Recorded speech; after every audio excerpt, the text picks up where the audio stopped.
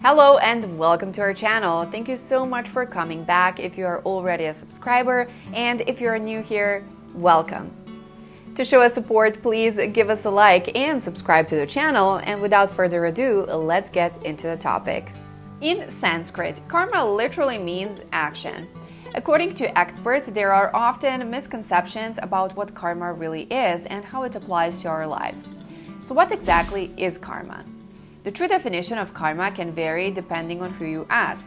Some people adhere to the additional meaning grounded in Eastern religions, while others interpret it from more of a Western view of good and bad.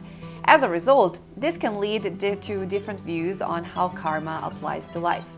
For example, the Georgetown University Berkeley Center for Religion, Peace, and World Affairs says karma is the Hindu view of causality, in which good thoughts, deeds, and words may lead to beneficial effects, while bad thoughts, deeds, and words may lead to harmful effects.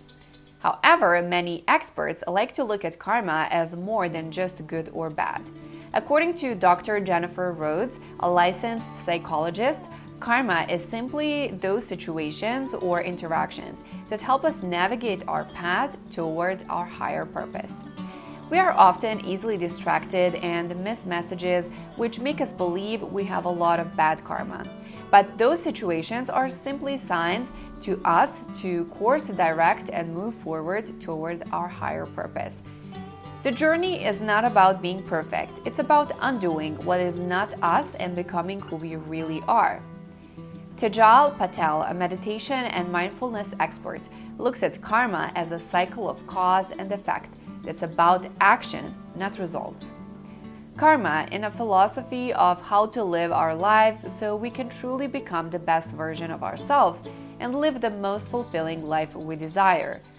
And since the future isn't set in stone, Patel says we can change the path of our life by the choices, thoughts, and deeds we choose right now. The Great Law, or the law of cause and effect.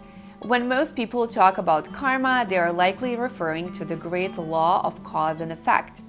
According to this law, whatever thoughts or energy you put out, you get back, good or bad. In order to get what you want, you have to embody and be worthy of those things. It's the concept of what you reap, you sow. For example, if you want love in your life, be loving to yourself. The law of creation. The law of creation underscores the importance that life doesn't just happen to us. To make things happen in your life, you need to take action instead of waiting for something to magically come your way. You are the co-creator of making what you want based on your intentions. She recommends asking yourself what you need to release so you can create space for the thing you desire to show up. Also, consider how you can use your skills, talents, and strengths to create something that not only benefits you, but others too. The law of humility. According to Paul Harrison, creator of the Daily Meditation, the law of humility is based on the principle that you must be humble enough to accept that your current reality is the result of your past actions. For example, if you're blaming your colleagues for your poor performance at work, Harrison says you must accept that you created this reality by not performing as well as you could have. The law of growth. Growth starts within us to positively shape the world. That's because real change or personal growth begins with what you have control over, which is yourself and not others. The law of growth also looks at the things you can't control and how you deal with accepting this fate. Ultimately, your focus should be on you and not trying to control the people or things around you. The law of responsibility. Alex Tran, a yoga instructor based in Seattle, Washington, says the law of responsibility is her favorite law to teach in class.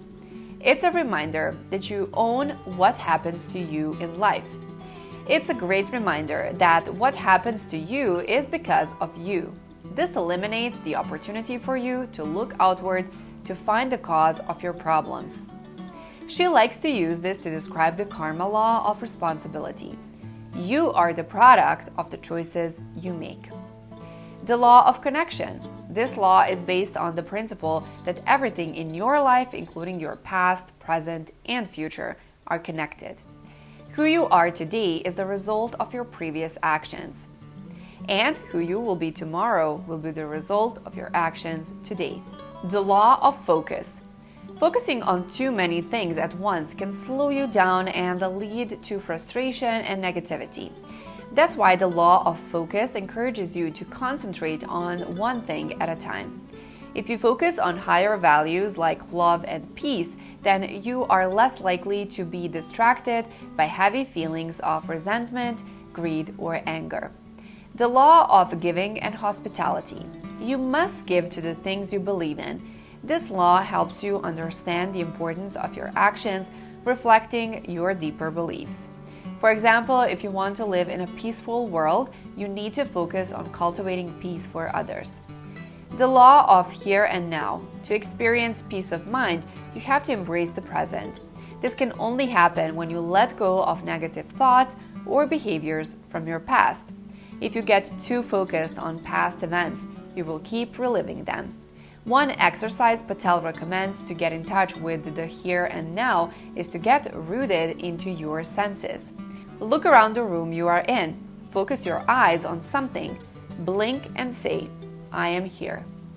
The law of change. According to this principle, history will continue to repeat itself until you learn from the experience and take steps to do something differently to stop the cycle. Change gives you a new path so that you can create a new future and a better version of yourself, free from the patterns of the past. The law of patience and reward. To generate change in the future, Harrison says we must be consistent in our karmic deeds today. It's no good living healthily for one day and then sabotaging it the next. Be consistent in your goals, and they will come to fruition. The law of significance and inspiration. We all play a part and have something to contribute to this world. What we share may sometimes seem small to us, but can make an enormous difference in someone else's life. Patel says the law of significance and inspiration is a great law to focus on when you need a motivational boost or begin to feel like you don't have a purpose or matter. According to this law, every contribution you make will affect the world. You have been born with a specific gift, mission, and purpose that only you can bring into the world with your uniqueness. Authentically sharing your skills and gifts is why you are here. The bottom line, the 12 laws of karma can serve as a guideline or roadmap to follow as you go through your daily life. These laws can help you understand how karma really works and the effect that your thoughts and actions can have on you and the world around you. Using karma as a set of guidelines in your life can incentivize you to be more mindful of your thoughts, actions, and deeds before you make a decision.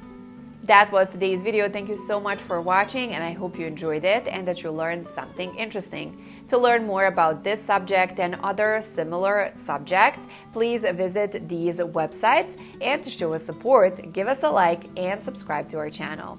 Thank you so much, and I will see you in the next video.